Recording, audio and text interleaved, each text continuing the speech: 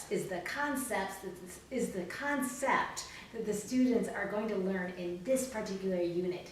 So, if students are visual learners, they can look at Beethoven and Papa Haydn and they're standing on half steps. And if students, again, are visual learners, they can look at those whole steps and see Mozart, Brahms, and Chopin showing them what whole steps look like. So a half step is from one key to the very next key, no keys in between, and a whole step are two half steps put together. So an F to a G, skipping the F sharp in between, the A to the B is a whole step, skipping the A sharp in between, the B to the C sharp, skipping the C in between. So you know, a lot of students have real trouble with half and whole steps, especially those who are transfer students. So spend a lot of time on this, review them often so that students can really understand their five-finger patterns as well as their octave scales, because otherwise they get really confused. So it's a wonderful theory page for students to review. The next piece is Laughing Leprechaun with Timothy Brown. Timothy Brown is the composer. We want to remind our students of their natural letter C between fingers 1 and 2, and their 8 little knuckles that look like 8 little hills. So circle the measures that you only see whole steps. So lots of whole steps, right, like this. Then a fifth interval, another fifth. Okay. And we want to have our students understand that now that they're learning how to cross under with their thumb, they let their wrist rise a little bit, and then the thumb comes under the second and third finger, and as soon as the C is played,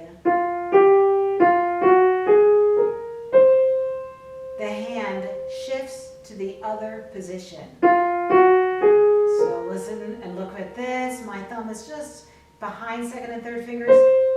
And then when it crosses under, I immediately go to the next C position. As compared to this, okay, I'm going to put my thumb underneath my palm like this. I'm going to lock my wrist in my forearm, and then I'm going to twist my hand. Okay, so we don't want that when students are learning how to play octave scales. So again, raise the wrist. Let the thumb go gently behind the second and third fingers, and it just kind of like falls down, like that. So just remember, tucking the thumb underneath the palm like this is old school pedagogy, and it causes a lot of tension in the hand and in the wrist and the lower forearm here. And Radu Lupu, the famous pianist, said, "Oh my gosh, the last 10 years of my life have been the best for piano playing because I realized that I shouldn't be tucking my thumb underneath my palm all the time."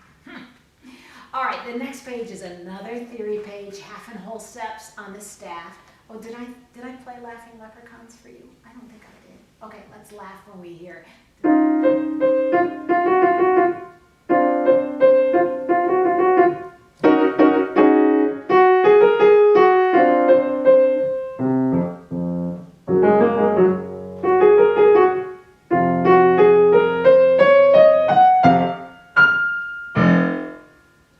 That's a good piece. And as I said to you, the next page is a great theory page. And then we have the big bass drum by Mary Leaf that I played for you before. And then on page 30 is the Kickoff touch release. And this is the fifth physical gesture that the student learns in succeeding at the piano. They actually learn 2 more afterwards in the second edition. But these 5 physical gestures is all we need for our students to really play with artistic personality. So this wonderful chart shows the drip, drop, roll boy, the tissue box, the woodpecker touch release, the push off, and here's this new touch release called the Kickoff. And you can get this chart for your studio for free at the FJH Music Company. So the Kickoff. When somebody kicks a ball, we want to make sure that the ankle stays close to the leg and the foot, right? Otherwise, if the ankle moves all over the place, the ball is going to go either up, back, willy-nilly all over the place, right? So when the student kicks off a ball in the right direction, it goes straight, right? So a kickoff touch release is anytime we want to have a short sound, right, like those double octaves. And you notice that my wrist and my forearm and my hand are staying all in one level. And again, my upper arm or my free arm is providing that energy source so that the student plays forward into the keys. Sometimes I also tell my students, can you imagine that you are pushing your piano that way?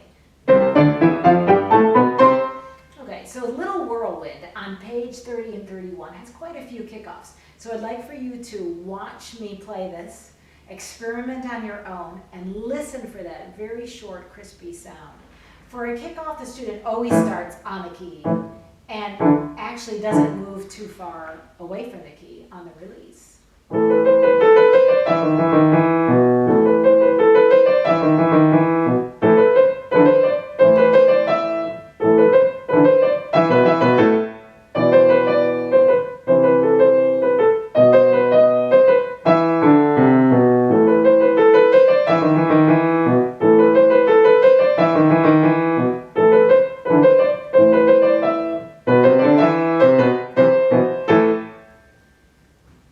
Some of those left-hand staccatos could have been more short, don't you think? More kickoff-ish, right? I think I'll play from measure 15.